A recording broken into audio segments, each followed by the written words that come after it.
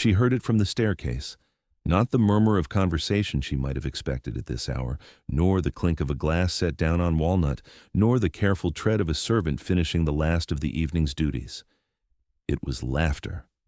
Low, unguarded, startled out of someone who had clearly not intended to produce it, the kind of sound a man makes when he's forgotten that anyone might hear. Edith Stratton stopped on the third step from the bottom, her hand resting on the banister, her candle tilting enough that a bead of wax slipped down the taper and hardened against her thumb. She did not move. She had been married to Hugh Stratton, the 5th Duke of Ravelston, for 2 years, 3 months, and 11 days, and in all that time she had never once heard him laugh. She had heard him speak, measured, correct, occasionally dry in a way that might have been wit if it had ever been followed by any change in expression. She had heard him address tenants with the studied courtesy of a man who understood obligation as architecture, something to be constructed and maintained, never felt. She had heard him instruct Collis, his steward, with a precision that left no room for improvisation. She had heard him say good morning to her across the breakfast table in exactly the same tone every day for 781 mornings, a tone so uniform it might have been produced by mechanism rather than mouth. But she had never heard this. This sound that came from somewhere lower than the chest and higher than the stomach, this thing that required, she now understood, the complete absence of self-consciousness. She descended the remaining steps in her stockinged feet, her slippers left beside the bed upstairs because she had only come down for the book she'd been reading before dinner. The corridor was dark except for the line of amber light beneath the library door, which stood slightly ajar, perhaps 3 inches, enough for the sound to travel, but not enough to see more than a sliver of firelit room beyond. She moved to the doorframe and looked through the gap. Hugh sat in the wing-back chair nearest the fire, which had burned down to a steady glow that lit his face from below and caught the gray that had begun to show at his temples. He was in shirt sleeves, his coat discarded over the arm of the second chair, his cravat loosened to a state she had never seen in daylight or company. One ankle was crossed over the opposite knee. His posture was the posture of a man who believed himself entirely alone. In his hands was a book she recognized instantly, though it took her a full breath to accept what she was seeing. It was small, leather-bound, the color of dark honey, with a brass clasp that did not lock because the mechanism had broken in the autumn of the previous year, and she had never had it repaired. It was her journal, not a diary. She had never kept a diary. Diaries recorded what happened, and what happened at Ravelston was so numbingly predictable that to record it would have been an act of self-punishment. What she kept was something else. Observations, fragments, small, precise opinions about the world she moved through, set down in handwriting that was better than her mother had ever managed, and worse than her father would have accepted. She wrote about the way Mrs. Arden arranged the flowers in the morning room with the ruthless efficiency of a general marshalling troops.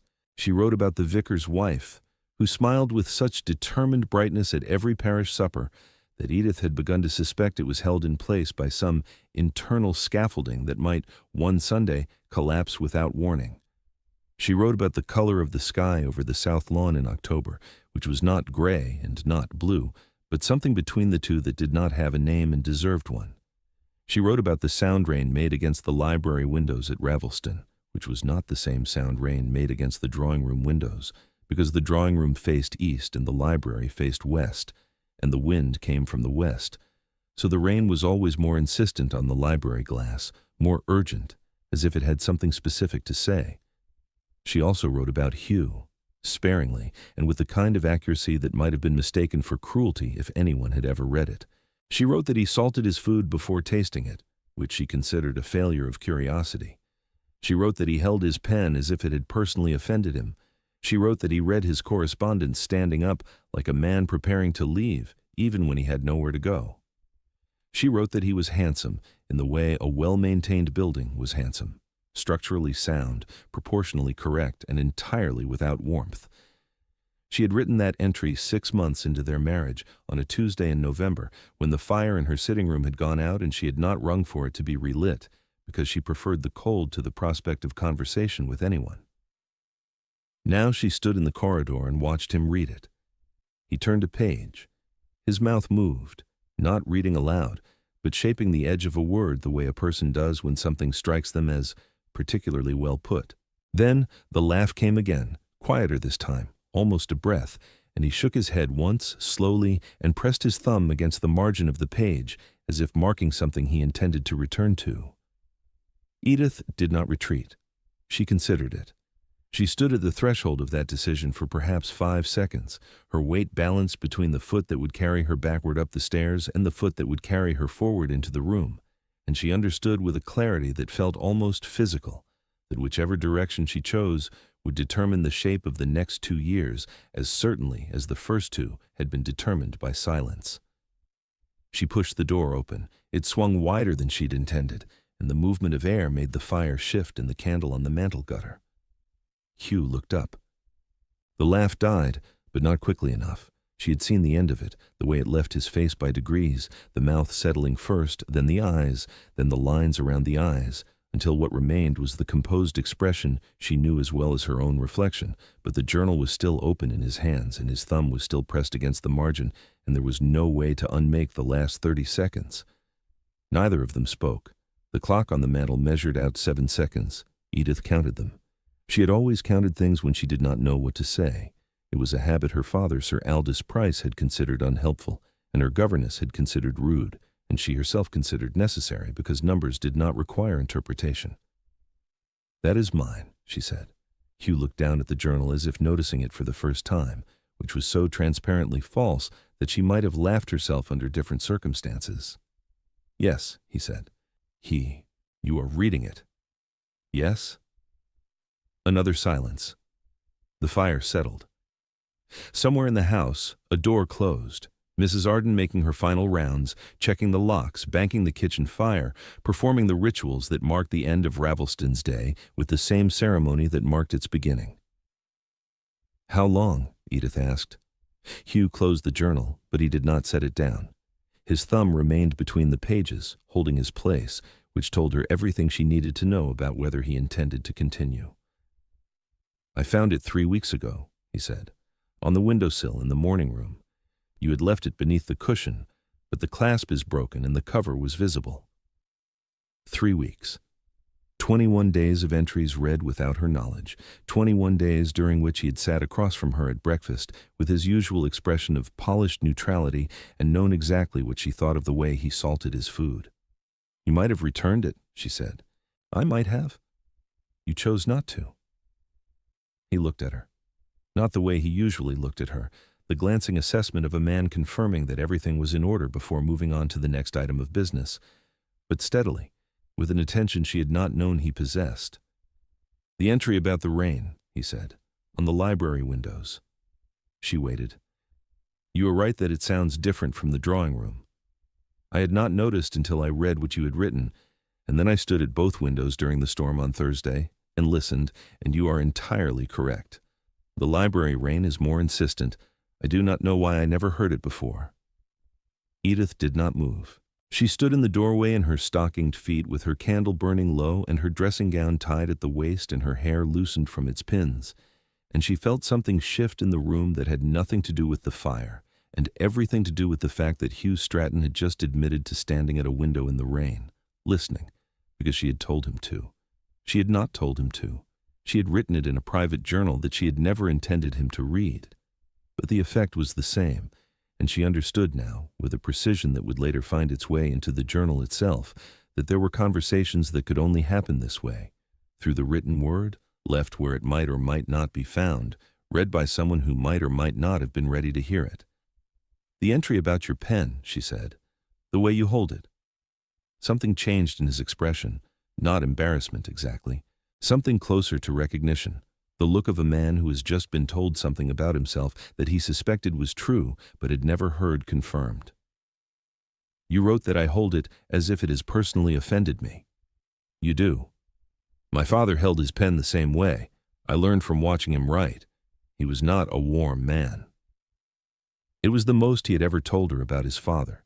In 2 years, the late Duke of Ravelston had been mentioned precisely 4 times, twice in relation to estate matters with Collis, once when a portrait was moved from the gallery to the upper corridor, and once when a tenant had used the phrase, "your father's way of doing things," and Hugh had changed the subject with the efficiency of a man closing a ledger. Edith entered the room. She crossed to the second chair, moved his coat to the small table beside it, and sat down. The fire was warm on her shins. The journal lay in his lap, his thumb still between the pages. "What were you laughing at?" she asked. He opened the journal to the page his thumb had held. "Your description of Lady Tremaine at the Midsummer Assembly." Edith knew the entry. She had written it in July of the previous year, after an evening she had endured with the particular patience reserved for events that could not be avoided. Lady Tremaine had spent the better part of 2 hours describing her eldest daughter's accomplishments in a tone that suggested she was reading aloud from a military dispatch, each skill deployed like a regiment, the pianoforte advancing from the left, the watercolors holding the center, the needlework flanking from the east. "You compared her to a woman trying to sell a horse at Tattersall's," Hugh said, listing the bloodline, the teeth, the temperament, circling the animal so the buyers could see it from every angle, and growing increasingly desperate when no one reached for their checkbook. He said it without smiling, but the edge of the laugh was still in his voice, buried under the composed surface like water running beneath ice.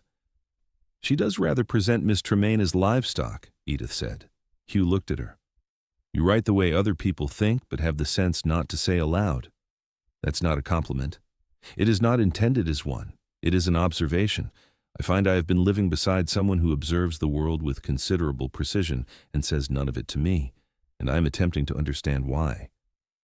The question sat between them like a hand of cards laid face up on the table. Edith looked at the fire. The coals had shifted into a formation that reminded her of a map, ridges and valleys, bright borders between territories. "You have never asked," she said.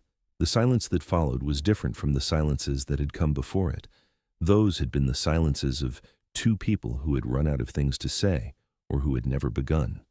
This was the silence of a man hearing something he should have heard 2 years ago, and understanding, for the first time, that the failing was his. Hugh set the journal on the arm of his chair. "No," he said. "I have not." "I did not marry expecting conversation," Edith said. "My father made the match. You were suitable. I was suitable. The settlements were signed. I understood the terms. And the terms did not include laughter. The terms did not include being known."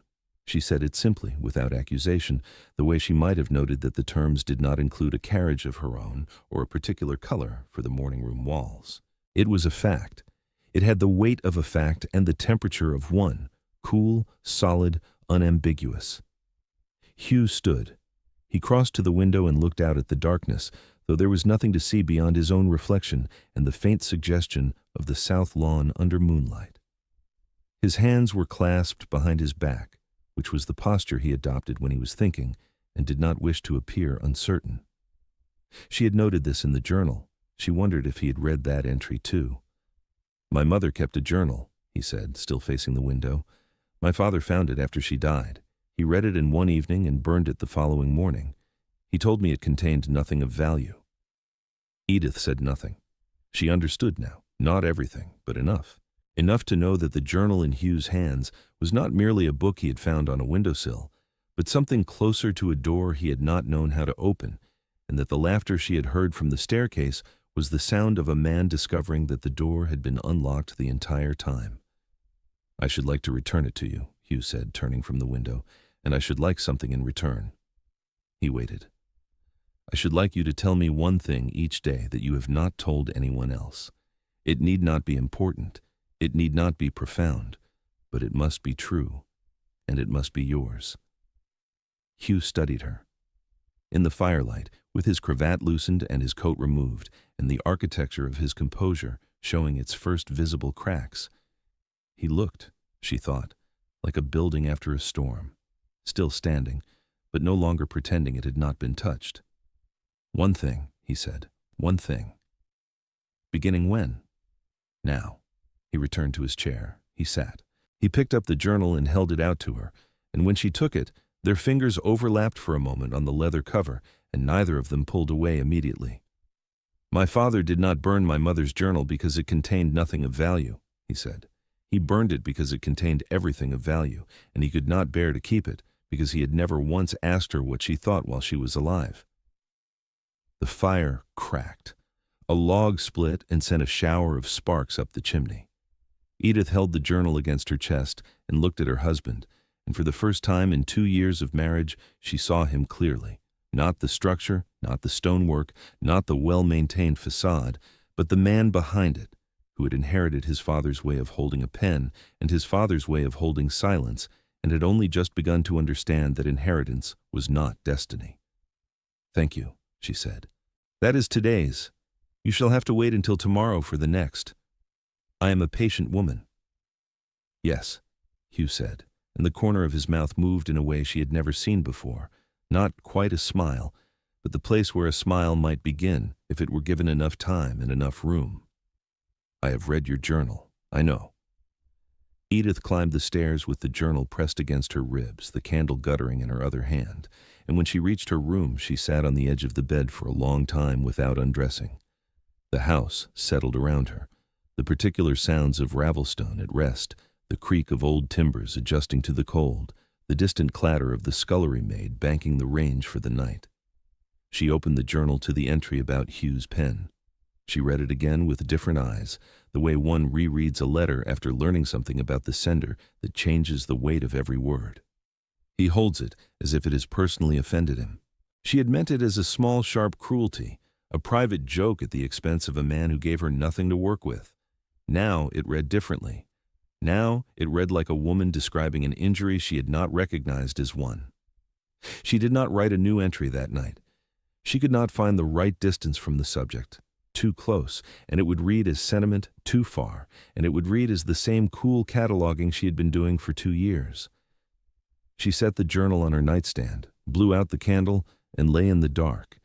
And for the first time since her marriage, the silence in the house felt less like absence and more like the held breath before speech.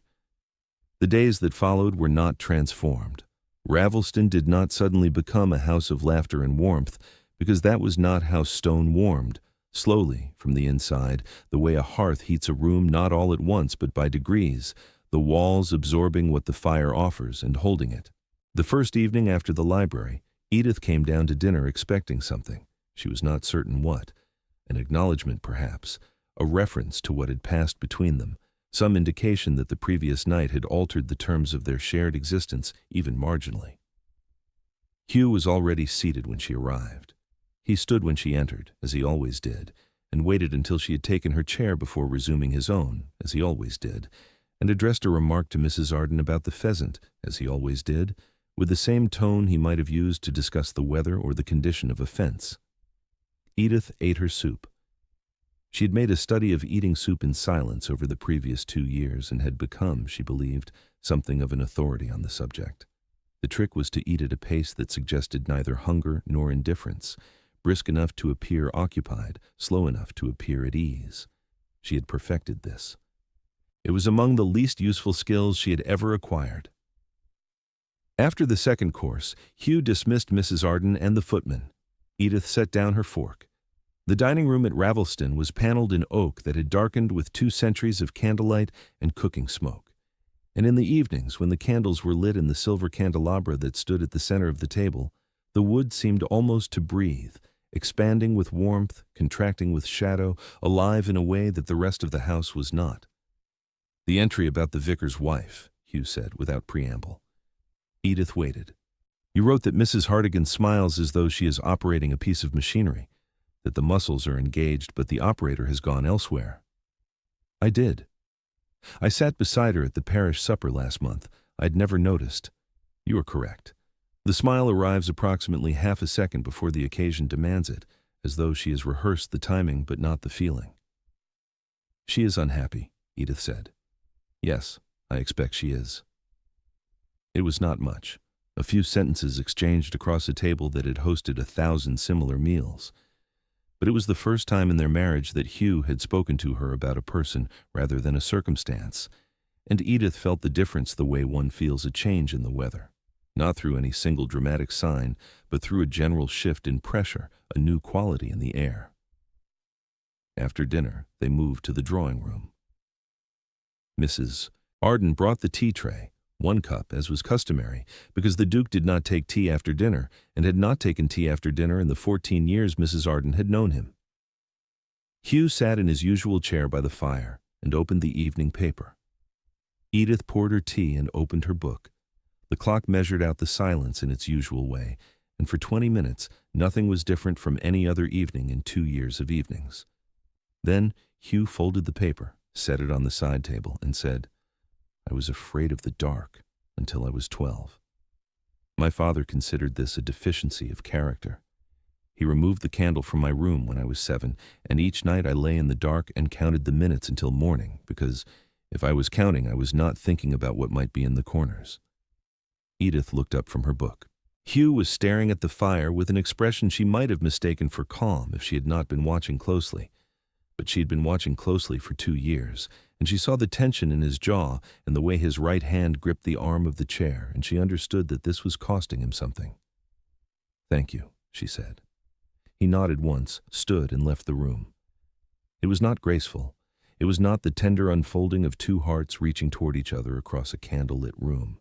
It was a man dropping a stone into a well and walking away before he could hear it land. But it was the beginning, and Edith recognized beginnings. She had catalogued enough of them in her journal to know that they rarely looked the way one expected. The evenings continued. Each night after dinner, when the candles were lit and Mrs. Arden had withdrawn, Hugh told her one thing, that he disliked the portrait of his grandfather in the gallery because the eyes followed him in a way he found accusatory, that he could not eat plover's eggs without thinking of a governess who had forced them on him at the age of 6 and whom he had never forgiven, that the sound of the front door closing in winter reminded him of a particular afternoon when he was 9 and had hidden in the ice house because his father's voice had been louder than usual, and the ice house was the one place in the grounds where sound did not carry, that he had once, during his first session sitting in the House of Lords, looked around the chamber at the assembled peers and thought that every man present appeared to be performing a version of his father, and wondered whether the entire institution was simply a room full of men pretending to be the men who had come before them. Some evenings the offering was small, a childhood preference for the smell of beeswax, a dislike of the sound of gravel under carriage wheels. Other evenings it was large enough that the air in the room seemed to change shape around it. The night he told her that his mother had once, in a rare moment of candor, told him that she had married his father, believing that love was a thing that arrived after the ceremony, like a piece of furniture one had ordered but not yet seen, and that she had waited for its delivery for 23 years. Each evening Edith listened. She did not write these things in her journal. They were not observations to be set down and examined, but offerings to be received and held. She kept them in the same part of her mind where she kept the sound of rain on the library windows and the color of the October sky, things that were true and particular and hers. By the 3rd week, Hugh began to ask for hers, not directly. He would mention something she had written, the entry about the way autumn light fell across the breakfast table, or the one about Collis's habit of clearing his throat before delivering any piece of news, as if each fact required its own small fanfare. And he would wait, and she would elaborate, and the elaboration would become a conversation, and the conversation would last longer than any conversation they had previously had, because it was built on a foundation of specificity rather than politeness. Mrs. Arden noticed first. She said nothing, because Mrs. Arden had been housekeeper at Ravelston for 14 years, and understood that the surest way to damage a new growth was to draw attention to it. But she began setting the tea tray with 2 cups instead of 1, and she began leaving the drawing-room fire built higher in the evenings, and she mentioned to the kitchen that her Grace seemed to be taking her meals with his Grace more frequently, and that this was not a thing to be discussed, but a thing to be accommodated. Collis noticed second, because the Duke began asking questions about the tenants that went beyond yields and rents, their children's names, their particular difficulties, the things they had mentioned to the Duchess during her morning calls that they would never have mentioned to him. Hugh had not previously known that Edith made morning calls. She had been doing it since the 4th month of their marriage, walking the 2 miles to the village and back 3 times a week, learning the names and circumstances of every family on the estate, because no one had told her she could not, and because the alternative was another morning in the silent house with only the rain for conversation. "You know them better than I do," Hugh said one evening. "I know them differently," Edith said. "They do not perform for me the way they perform for you. When the Duke arrives, they show him the things a Duke is expected to see. When I arrive, they show me the things that are actually there." "And what is actually there?" The Hatchet family needs the east cottage roof repaired before winter. Mrs. Colway's youngest has a cough that has not improved since Michaelmas, and she cannot afford the apothecary. And old Mr. Sefton's eyesight has failed enough that he can no longer read, and he sits by his window each afternoon, pretending to look at the newspaper, because he does not wish anyone to know. Hugh sent for the builder the following morning. He paid the apothecary's bill from the household accounts. He rode to Mr. Sefton's cottage himself and sat in the chair opposite the old man's window and read the newspaper aloud, the parliamentary reports first, which Mr. Sefton had always followed with the attention of a man who believed governance was everyone's business, and then the agricultural notices, and then, because the old man asked, the letter from Mr. Sefton's daughter in Shropshire, which had arrived 3 days earlier, and which he had been holding in his pocket, folded and refolded until the creases had worn soft, waiting for someone with eyes to read it to him. Hugh read it twice.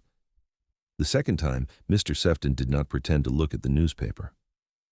When Hugh returned, his boots were muddy from the lane, and there was a quality to his silence that was different from the silence she had known, not closed, but full, the silence of a man carrying something he had not expected to find. Edith was in the library. She looked up from her book. He stood in the doorway with his riding gloves in one hand and said, "The rain sounds exactly as you described it," and sat down beside her. The journal continued. She wrote in it each morning at her desk in the sitting room, which faced the garden and received the early light that came over the east wall with the particular quality of light that exists only in the first hour after dawn, before the world has fully committed to the day. But the entries changed. Where once they had been the observations of a woman cataloging a world she moved through alone, they became the observations of a woman in conversation, still precise, still sharp, still occasionally ruthless in their accuracy, but directed now toward a man who would, she knew, read them eventually, because she had begun leaving the journal on the library windowsill where he could find it. The broken clasp was never repaired. Hugh never mentioned the entries he read. He did not need to. She could tell which ones he had found by the things he did the following day, the small adjustments, the questions he asked, the way he stood at the library window during rain and listened with the attention of a man who had been taught to hear. In the spring of their 3rd year, Edith gave birth to a daughter. They named her Frances after Hugh's mother, whose journal had been burned and whose observations had been lost and whose voice, Edith understood now, had been the voice Hugh had been listening for when he opened the honey-colored book on the library windowsill. Hugh held his daughter with the careful uncertainty of a man holding something he had not known he wanted. Edith watched from the bed, her hair damp against the pillow, her body exhausted, her mind still cataloging. The weight of the child in his arms, the way his hand covered the small dark head entirely, the expression on his face, which was not the composed expression she had known for 2 years, but something rawer and less finished, something that had not yet learned to perform itself. Mrs. Arden stood by the window, her hands folded, her face arranged in the expression of professional composure she had maintained through 14 years of service, but her eyes were bright, and when the child made a sound, not a cry, something softer, a note of inquiry directed at no one, Mrs. Arden turned toward the glass and pressed her knuckle against her mouth, and Edith loved her for it. "One thing," she said. He looked at her. "I am afraid," he said, "that I will hold her the way my father held me, at a distance, through glass." "You are already not holding her at a distance." "No," he said, and adjusted his grip, drawing the child closer against his chest. "No, I am not." The journal entry Edith wrote the following morning was the shortest she had ever composed, 2 sentences, set down in her best hand, the ink dark and certain on the page. "He is learning. So am I." She left it on the windowsill. The clasp remained broken. The cover was visible. At Ravelston, the rain fell against the library windows with its usual insistence, and in the drawing room, where it was quieter, a man who had inherited his father's silence sat reading his wife's words and occasionally, when no one was there to hear it, laughing. They arrive here, like a page left open where it might be found, whenever they are ready.